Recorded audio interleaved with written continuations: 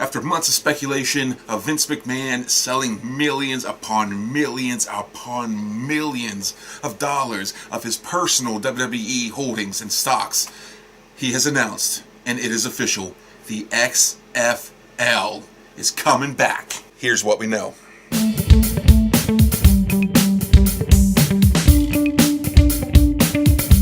Vince McMahon, during his press conference, his announcement, took calls from the media. Here's what we know so far. The XFL is going to come back in 2020.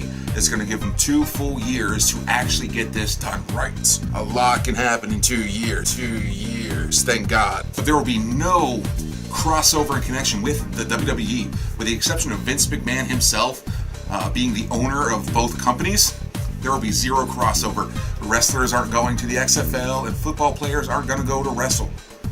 So he says, we'll see what happens, but it appears with him funding Alpha Entertainment that he plans on keeping this to be a completely separate entity, which is good. Vince is going to make this extremely fan-driven, he claims. He's going to listen to the people, he's going to listen to his experts. It sounds like he's bringing in a lot of experts that know how to do this the right way. But he claims he's going to listen to the fans. This is what it's going to be what the fans want. If he was actually listening to fans, I wouldn't be sitting through a 3-hour Raw any longer. Vince says, and I quote, "Sometimes sitting through a 3.5 hour game is a daunting task. Sometimes fans just don't want to do it, depending on gameplay. Depending on match play, I don't want to sit through a 3-hour fucking Raw, man." Vince is slick. Vince is fucking slick, man. Multiple different reporters over the phone asked him about kneeling for the national anthem, and Vince just walked right around the question.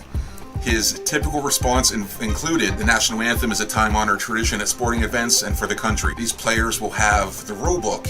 If they don't want to follow what's in said rule book, then they don't have to play. That's up to them." Never once did he say anything about kneeling for the national anthem, if players would be punished. He just basically states whatever their political beliefs are, whatever this, whatever that, we're just here to play football. I fully suspect there's going to be repercussions if someone kneels, though. Vince is a master manipulator.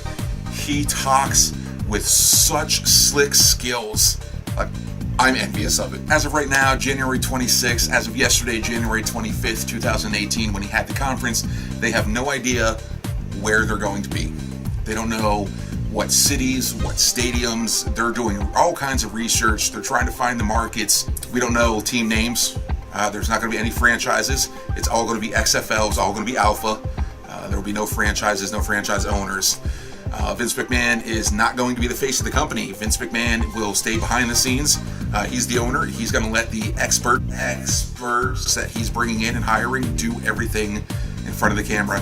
He is not going to be the face of the XFL like he was back in 2001. We do not know yet if players are allowed to have nicknames on the back of their jerseys like the XFL used to, like He Hate Me. Vince was asked about that. They don't know if they're going to do that. He says it depends on their research and what the fans want. Okay, great. So the XFL is about what the fans want. I find that hard to believe coming from Vince McMahon because he doesn't listen to the fans when it comes to his own goddamn wrestling company. But hey, maybe he'll listen to his experts. He's not going to fucking listen to anyone. He's going to surround himself with a bunch of corporate yes men. $100 million. He sold enough stock, and he just dropped $100 million to start this up. $100 million just to start up. Jeez Louise, Christ on a cracker, $100 million. I'd be happy if I had $100 to buy a new box spring for my bed. All in all, February 2020, the XFL is coming back. Hashtag XFL 2020.